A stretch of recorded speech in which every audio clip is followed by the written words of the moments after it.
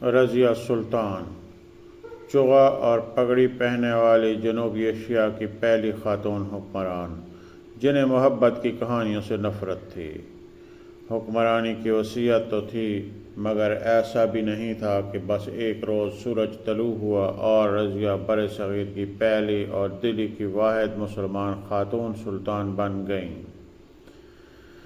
سن 1205 میں پیدا ہونے والی رضیہ ہندوستان میں خاندان غلامہ کے تیسرے سلطان شمس الدین التمش اور ترکان خاتون، جنہیں قطب بیگم کے نام سے بھی جانا جاتا ہے، کی بیٹی اور پہلے سلطان یعنی قطب الدین ایبک کی نواسی تھیں۔ رضیہ نے عربی، فارسی اور ترکی زبانوں میں علوم تو سیکھے ہی، مگر لڑائی میں بھی مہارت حاصل کی۔ رضیہ کے والد التمش انہیں کاروبار حکومت چلانے کے گر بتاتے اور ان سے امور مملکت میں مشورہ بھی لیتے۔ التمش نے اپنے بڑے بیٹے اور بنگال میں اپنے نمائندے ناصر محمود کو جانشینی کے لیے تیار کیا تھا، مگر 1229 میں ان کا انتقال ہو گیا۔ التمش نے اپنی بیٹی کو بیٹوں سے بہتر قرار دیا۔ مورخ منہاج سراج کے مطابق التمش کو اندازہ تھا کہ ان کے زندہ بچ جانے والے بیٹے عیش و عشرت میں مشغول ہیں اور ان کے بعد ریاستی امور نہیں سنبھال پائیں گے۔ وہ اپنی بیٹی کی انتظامی صلاحیت آزما چکے تھے، چنانچہ انہوں نے امور مملکت کی ذمہ داری رضیہ کے حوالے کرنے کا فیصلہ کیا۔ سن 1231 میں گوالیار کی مہم پر روانہ ہوتے ہوئے التمش نے اپنی بیٹی رضیہ کو دلی کا انتظام سونپا تھا۔ مورخ ایک نظامی لکھتے ہیں، رضیہ نے یہ ذمہ داری اتنی اچھی طرح نبھائی کہ دلی واپس آنے پر التمش نے انہیں اپنا جانشین نامزد کرنے کا فیصلہ کیا۔ جب امراء نے اس فیصلے پر سوال اٹھایا کہ التمش کے وارث ان کے بیٹے ہیں، تو التمش نے انہیں جواب دیا، رضیہ ان کے بیٹوں سے زیادہ قابل ہیں۔ ہندوستان میں مسلمان حکمرانی کی تاریخ فتوح السلاطین میں عبد الملک اسامی نے لکھا کہ ایک مرتبہ التمش نے اپنے امراء سے کہا کہ جتنا میرے سارے بیٹوں کا حوصلہ اور دماغ ہے، اس سے کہیں بڑھ کر رضیہ علم و دانش، ہمت اور دلاوری سے بہرہ مند ہے۔ رضیہ سلطان ہندوستان میں مسلمان سلطنت کی بنیاد ڈالنے والے قطب الدین ایبک کی نواسی تھیں۔ التمش نے تو اپنی بیٹی کے حوالے سے جو چاہا سو چاہا، مگر 40 کی تعداد میں یہی امراء تھے جو ترکان چہلگانی کے نام سے قائم اس کمیٹی کے رکن تھے، جس کی تائید بادشاہت کے منصب پر فائز ہونے کے لیے ضروری تھی۔ فہد کہیر لکھتے ہیں کہ یہی 40 معتبر شخصیات تھیں جو التمش کے بعد رضیہ کی حکمرانی پر متفق نہیں ہوئیں۔ خود التمش کی کنیز اور ملکہ رضیہ کی سوتیلی والدہ ترکان شاہ بھی رضیہ کے خلاف تھیں اور اپنے بیٹے اور رضیہ کے سوتیلے بھائی رکن الدین فیروز کو ولی عہد دیکھنا چاہتی تھیں۔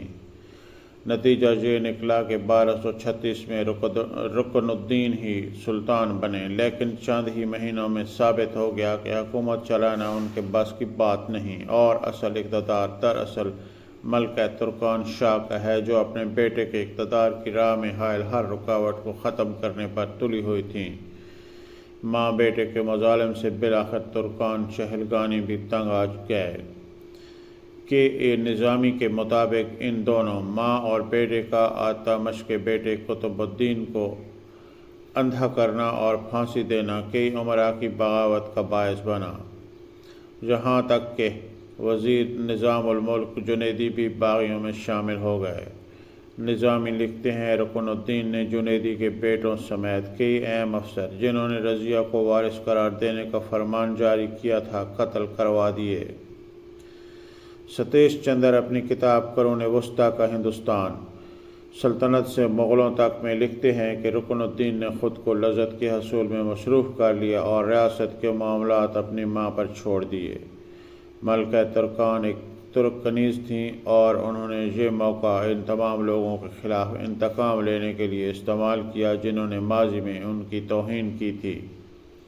جو رکن الدین کی حکومت غیر مقبول ہو گئے اور رضیہ کے اقتدار کی راہ ہموار ہو گئی۔ رضیہ کو اقتدار کیسے ملا؟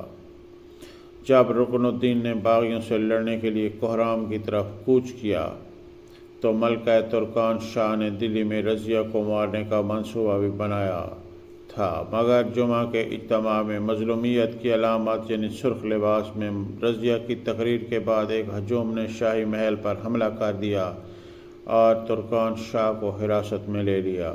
ترکان اور 7 ماہ سے کم عرصے تک حکمران رہنے والے ان کے بیٹے رکن الدین کو ایک ہی روز پھانسی دے دی گئی۔ پروفیسر اے کے نظامی کا کہنا ہے کہ رضیہ کا تخت دلی پر بیٹھنا بہت ہی نمایاں خصوصیات کا حامل تھا۔ لوگوں نے دلی سلطنت کی تاریخ میں پہلی بار اپنی ہی پہل پر جانشینی کے معاملے کا فیصلہ کیا۔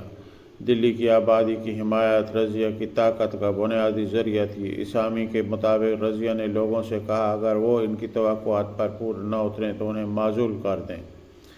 رضیہ سلطان کی جانب سے حکمرانی سنبھالنے کے بعد جاری کیے گئے سکے کئی امرا اور فوج نے رضیہ کی اطاعت قبول کی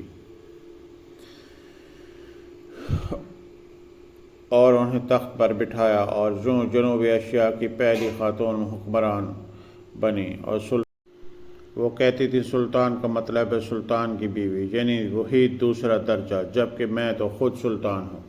رضیہ نے ابتدا میں والد کے نام کے سکے جاری کیے۔ جب ان کے نام کے سکے بنے تو ان پر 2 قسم کی تحریریں ابھری ہوئی تھیں، سلطان جلالت الدنیا والدین اور سلطان المعظم رضیہ الدین بن سلطان۔ رضیہ نے اپنے دور میں عوام کے لیے فلاحی کام کیے اور امن امان قائم رکھا۔ وہ کسی بھی مسئلے میں جلد فیصلہ لیتی اور مجرموں کو سخت سزائیں دیا کرتی تھیں۔